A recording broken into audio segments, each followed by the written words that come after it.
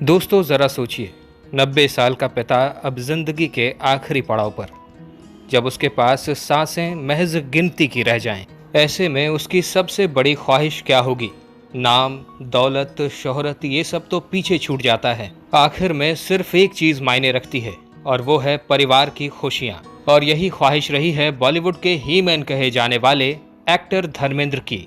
अपनी बेटियों, अपने बेटों और पूरे परिवार को खुश देखना ही इनका सपना रहा है। और इसी सपने को पूरा करने के लिए उनकी बेटी ईशा देओल ने ऐसी कुर्बानी दी जिसकी कभी किसी ने कल्पना भी नहीं की थी। धर्मेंद्र का नाम सुनते ही उनकी फिल्में, उनका हैंडसम लुक और उनका एक्शन याद आ जाता है। लेकिन हमेशा से धर्मेंद्र के अंदर एक इमोशनल इंसान रहा है जो अपने परिवार के बिना अधूरा है। पंजाब के एक छोटे से गांव से निकलकर फिल्मी दुनिया का सबसे बड़ा सितारा बनने तक की उनकी कहानी किसी फिल्मी कहानी से कम नहीं है। उन्होंने संघर्ष किया, सुपरस्टार बने, लेकिन जब भी कभी परिवार की बात आई तो वो सबसे पहले एक पिता बने। ईशा देओल, हेमा मालिनी और धर्मेंद्र की बड़ी बेटी बचपन से ही पिता की लाडली। जब वो स्कूल में परफॉर्म किया करती थी तो धर्मेंद्र सबसे आगे बैठकर तालियां बजाया करते थे। जब ईशा ने बॉलीवुड में कदम रखा तो पापा ने हमेशा उनका हौसला बढ़ाया। ईशा को डांस का बहुत शौक था। उन्होंने कुछ फिल्मों में एक्टिंग भी की, लेकिन ईशा देओल बॉलीवुड में वो मुकाम हासिल नहीं कर पाई जिसकी उम्मीद थी। इसके बावजूद भी धर्मेंद्र ने हमेशा कहा, मेरी बेटी जो चाहेगी करेगी, मैं हमेशा उसके साथ हूँ। समय गुजरा और ईशा की शादी साल 2012 में बिजनेसमैन भरत तख्तानी से हुई। ये शादी बहुत धूमधाम से हुई थी और मीडिया ने इसे ड्रीम वेडिंग कहा था। वक्त के साथ साथ इस रिश्ते में दरारें आईं। मतभेद इतने ज्यादा बढ़ गए थे कि साल 2024 की शुरुआत में इस बात का पता चला कि इन दोनों का रिश्ता अब टूट चुका है। फरवरी 2024 में डाइवोर्स हो गया और ईशा देओल अपनी दोनों बच्चियों को खुद पालने लगी। और यहीं से शुरू हो गई धर्मेंद्र की बेचैनी। वो 90 साल की उम्र में ये नज़ारा बिल्कुल भी बर्दाश्त नहीं कर पा रहे थे कि उनकी बेटी अब अकेली रह रही है और नाती पोते बिखरे हुए माहौल में बड़े हो रहे हैं। वो ये जानते थे कि ईशा बहुत मजबूत हैं, लेकिन पिता के दिल को ये दर्द चुभ रहा था। इस बीच धर्मेंद्र की तबीयत भी बिगड़ रही थी। डॉक्टरों ने धर्मेंद्र को आराम की सलाह दी, लेकिन वो इस बात को मानते कहाँ थे। वो अब भी खेतों में घूमते रहना चाहते थे। वो गाने गुनगुनाना चाहते थे। एक दिन ईशा ने धर्मेंद्र से कहा कि पापा, आप बच्चे जैसे हो गए हो, डॉक्टर की बात क्यों नहीं मानते? अगर आप इस तरह डॉक्टर की बात इग्नोर करते रहे तो आपकी तबीयत और बिगड़ जाएगी। धर्मेंद्र ने मुस्कुराते हुए कहा कि मैं तुम्हारी सारी बातें मान लूंगा, बस तुम मेरी एक बात मान लो। ईशा ने पूछा कि क्या बात है पापा? और तब धर्मेंद्र ने ईशा के सामने अपनी आखिरी ख्वाहिश रख दी, जिसे सुनकर ईशा की आंखों में आंसू छलक आए।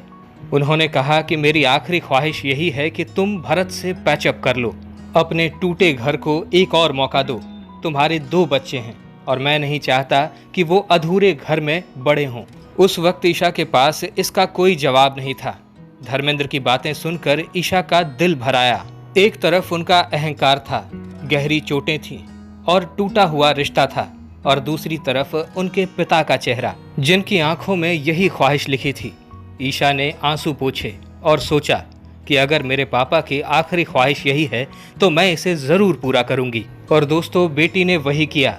भरत से बात की, गिले शिकवे पीछे छोड़े। कुछ समय पहले ईशा और भरत को ऋषिकेश में गंगा आरती करते हुए भी देखा गया।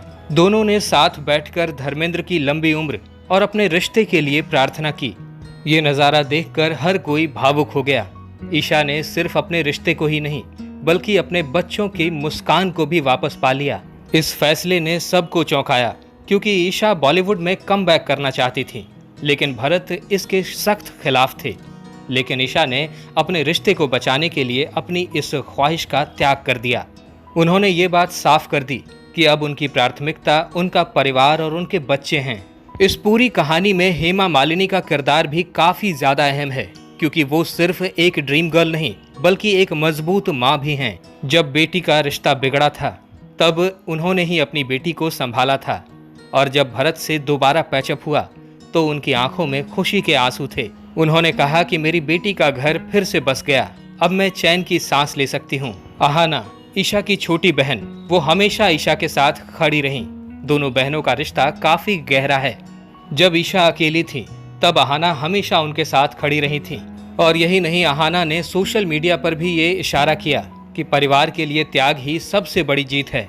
अब अगर धर्मेंद्र के पूरे परिवार की बात करें तो लोग अक्सर एक सवाल पूछते रहते हैं कि क्या सनी देओल, बॉबी देओल, ईशा देओल और अहाना देओल के रिश्ते अच्छे हैं। सच ये है दोस्तों कि धर्मेंद्र की दोनों फैमिली अलग अलग जिंदगी जीती है, लेकिन जब कभी भी बात धर्मेंद्र की सेहत की या धर्मेंद्र से जुड़ी हुई होती है तो सब एक हो जाते हैं। सनी देओल ने अक्सर अपने इंटरव्यूज में ये बात कही है कि हम सब अपने पापा को लेकर भावुक हैं, उनकी खुशी हमारे लिए सबसे बड़ी है। बॉबी देओल भी अपनी बहनों को लेकर अक्सर खुशी जताते रहे हैं, लेकिन मीडिया अक्सर कहती रहती है कि दोनों परिवारों में दूरियां हैं।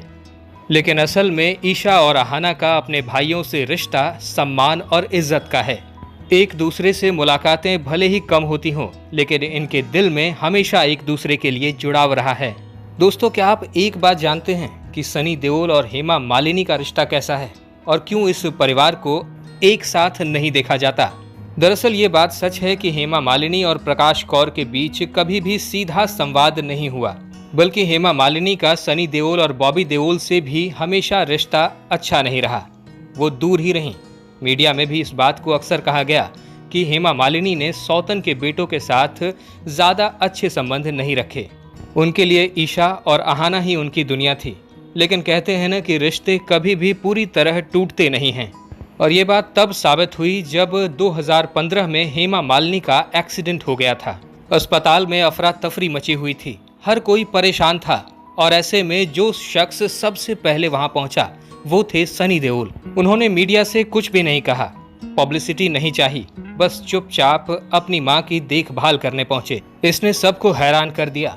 और जब धर्मेंद्र का जन्मदिन आया तब का नजारा भी ऐसा था जिसने सबको भावुक कर दिया। दोस्तों, हाल ही में धर्मेंद्र का जन्मदिन था और ऐसे में दोनों घर के बच्चे एक साथ दिखे। ईशा और अहाना ने पापा के लिए सरप्राइज प्लान किया, वहीं सनी देओल और बॉबी देओल भी वहां पहुंचे। उस वक्त धर्मेंद्र की आंखों में जो चमक थी वो दौलत और शोहरत की चमक से ज्यादा बड़ी थी। दोस्तों, वो चमक थी पूरे परिवार को एक साथ देखने की। दोस्तों, हम आपसे एक ही रिक्वेस्ट करेंगे कि अगर आप वीडियो में यहाँ तक आ गए हैं तो इस वीडियो को लाइक कर दीजिए। अगर आप चैनल पर नए हैं तो ऐसी ही तमाम जानकारियों के लिए हमारे चैनल वारिधि मंथन को सब्सक्राइब कर दीजिए और साथ ही साथ बेल आइकन ज़रूर दबा दीजिएगा, ताकि ऐसी ही अनसुनी कहानियाँ हम आपके लिए हमेशा लाते रहें। आइए वीडियो में आगे बढ़ते हैं। हालांकि मीडिया में कभी भी सनी देओल और बॉबी देओल के साथ ईशा या अहाना को बहुत कम देखा गया है। हाँ, फैमिली गेट टुगेदर में वो अक्सर साथ ज़रूर दिखते हैं, लेकिन जब कभी भी बड़ा मौका आता है तो सब एक साथ खड़े नजर आते हैं। ईशा देओल ने एक बार अपने एक इंटरव्यू में कहा था कि बाहर से भले ही हम दूर दिखते हों, लेकिन अंदर से हम बहुत ज़्यादा करीब हैं। अंदर कहीं ना कहीं खून का रिश्ता अपना असर ज़रूर छोड़ता है। ये कहानी यही बताती है कि रिश्तों में दूरी हो सकती है, कड़वाहट हो सकती है, लेकिन खून के रिश्ते कभी भी खत्म नहीं होते। हेमा मालिनी का अपने बेटों से रिश्ता भले ही ठंडा रहा हो, लेकिन इमरजेंसी के वक्त वही बेटे उनके लिए हमेशा खड़े रहे हैं। ईशा और अहाना भले ही अपने भाइयों के साथ ज्यादा ना दिखें, लेकिन अपने पापा के लिए सब एक हो जाते हैं। और यही है धर्मेंद्र के परिवार की असली कहानी, जहां रिश्तों में टूटन भी है और जुड़ाव भी। दोस्तों, आपको इस परिवार में सबसे ज्यादा पसंद कौन है? हमें कमेंट्स में जरूर बताइएगा। और हाँ सुनिए, कमेंट के बगल में हाइप का बटन होगा, प्लीज उसे जरूर दबा दीजिएगा। वीडियो में अब तक बने रहने के लिए आपका बहुत बहुत शुक्रिया।